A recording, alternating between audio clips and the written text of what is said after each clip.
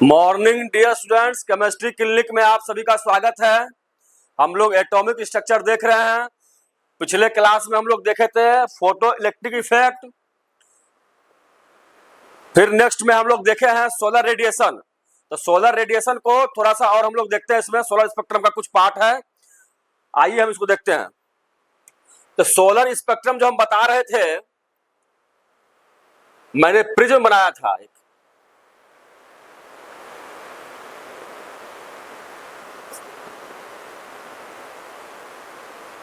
ये ट्रायंगुलर है, ये प्रिज्म है,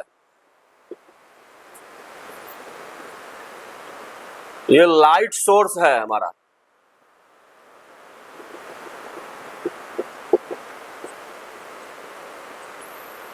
अब जब यहां गया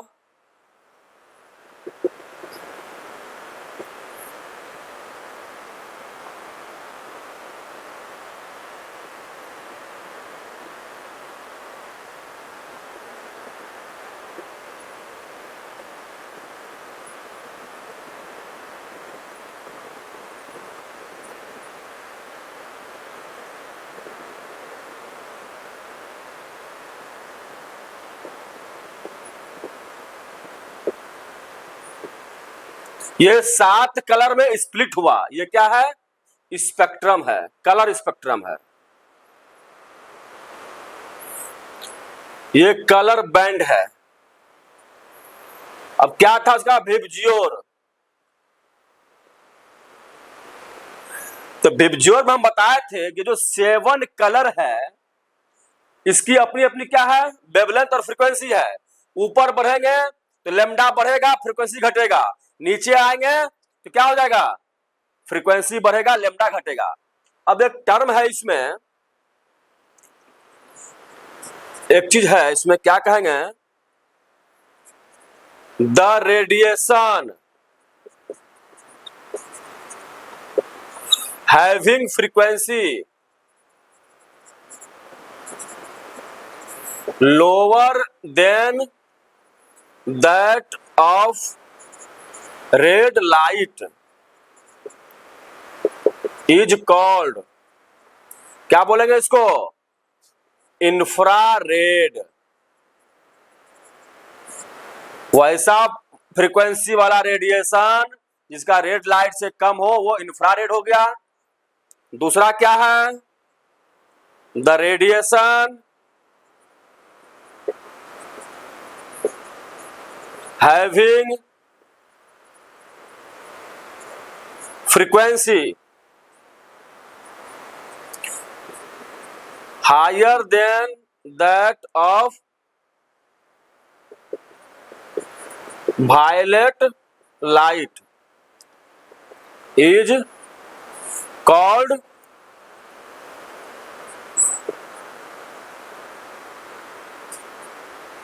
अल्ट्रावायलेट रेडिएशन, इंफ्रारेड रेडिएशन। आई बात समझ में? अब इसका मतलब क्या हुआ कि ये जो रेड कलर है और ये जो वायलेट है, रेड से ये जो है फ्रीक्वेंसी, तो रेड से ऊपर क्या हो जाएगा? इंफ्रारेड,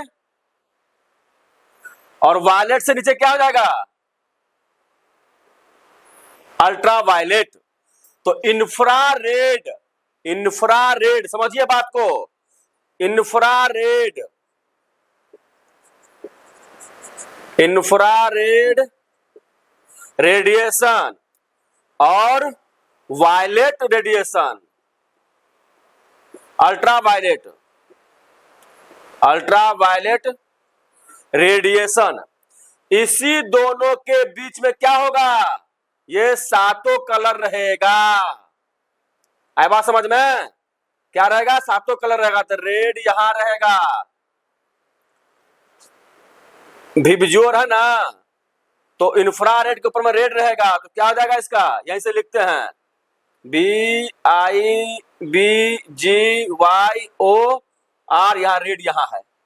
आई बात समझ में? इंफ्रारेड और अल्ट्रावायलेट के बीच में ही क्या होगा? ये रहेगा। इंफ्रारेड ऊपर में और अल्ट्रावायलेट नीचे। अब जो विभिन्न कलर का है, एक्स रे है, गामा रे है, जो है कि रेडियो फ्रीक्वेंसी है, अल्ट्रावायलेट है, इंफ्रारेड है, सारे का जो है वेवलेंथ और फ्रीक्वेंसी कंपैरेटिवली हम लोग अभी लिखने जा रहे हैं। कि आपको बताए थे सोलर रेडिएशन, तो सोलर रेडिएशन में जो 7 प्रकार के जो प्रिज्म से गुजरेगा जो कलर होगा, क्या था, विबज्योर, वायलेट टू रेड। तो रेड के ऊपर क्या होगा, इंफ्रारेड, और वायलेट के नीचे अल्ट्रा वायलेट। आई बात समझ में। अब यहाँ वेवलेंथ और फ्रीक्वेंसी ऑफ इलेक्ट्रोमैग्नेटिक रेडिएशन, ये इलेक्ट्रोमैग्नेटिक रेडिएशन है, इस सारे का क्या है, वेवलेंथ है। एक चीज ध्यान दीजिए कि वेवलेंथ क्या है, ऊपर से नीचे कम रहा है, तो क्या है, देख रहे हैं, फ्रीक्वेंसी बढ़ रहा है। यहाँ 0 है तो यहाँ क्या हो गया, इन्फिनाइट हो गया। तो इसीलिए रेडियो वेव का होता है 3 × 10⁻14 टू 3 × 10⁻7। फ्रीक्वेंसी क्या हो जाएगा इसका, इतना है। तो वेवलेंथ क्या होता है, नीचे घट रहा है तो फ्रीक्वेंसी इसका बढ़ रहा है, ठीक है ना। तो सबसे ज्यादा जो है इस इलेक्ट्रोमैग्नेटिक रेडिएशन में कॉस्मिक रे, देखिए कॉस्मिक रे का वेवलेंथ 0 है। तो वेवलेंथ 0 हो गया, इसका मतलब इसका हाईएस्ट फ्रीक्वेंसी। एग्जाम में पूछेगा आपको कि which radiation has the highest frequency and lowest wavelength, तो क्या बोलिएगा, कॉस्मिक रे। कॉस्मिक रे रहेगा, गामा रहेगा, एक्सरे, अल्ट्रावायलेट। तो कॉस्मिक रे का वेवलेंथ क्या होता है, 0। फ्रीक्वेंसी सबसे ज्यादा होता है, जितने भी इलेक्ट्रोमैग्नेटिक रेडिएशन है उसमें सबसे ज्यादा फ्रीक्वेंसी कॉस्मिक रे का और वेवलेंथ 0। अगर फ्रीक्वेंसी इसका ज्यादा है, इसका मतलब हाईएस्ट एनर्जी। यूनिवर्स में क्या है, हाईली एनर्जेटिक जो रे है वो कॉस्मिक रे है। क्या है ये, एनर्जी से क्या होगा, बहुत हाई होगा। और एनर्जी और फ्रीक्वेंसी क्या है, ये डायरेक्टली प्रोपोर्शनल है म्यू का, E directly proportional to mu. इसीलिए ना निकाला आइंस्टीन ने फॉर्मूला, ई बराबर h न्यू डाल दिया, एक प्लैंक्स कांस्टेंट डाल दिया उसमें। आई बात समझ में। इस डाटा को, चार्ट को आप लोग लिख लीजिए या स्क्रीनशॉट ले लीजिए। आई बात समझ में। एक बात बताने जा रहे हैं, दिनांक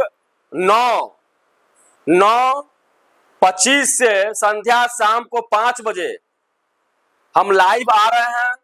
और जेई मेंस एडवांस के जो बच्चे हैं, जो बिगिनर्स हैं, जिसको कुछ नहीं आता है, और हमारा वो जो टॉपिक है, सिलेबस जो हम डिजाइन किया उसका नाम है ABCD ऑफ केमिस्ट्री। हम 0 से बताएंगे। अगर आर्ट्स का बच्चा भी अगर पढ़ेगा, कागज कलम लेके बैठेगा, समझ में उसको आएगा। लाइक और शेयर कीजिए। थैंक यू, जय हिंद।